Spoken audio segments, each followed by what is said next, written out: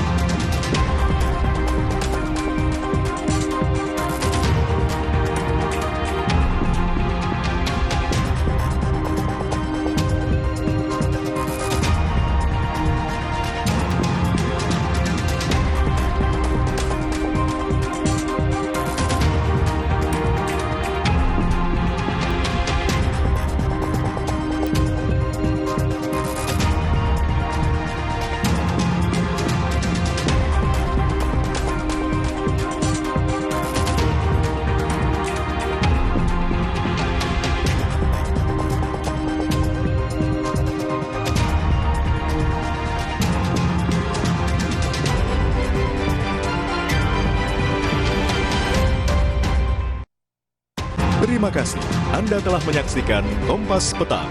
Didukung oleh Menangkan 5 tiket nonton langsung Indonesia di Amerika. Dukung Indonesia mengukir sejarah baru.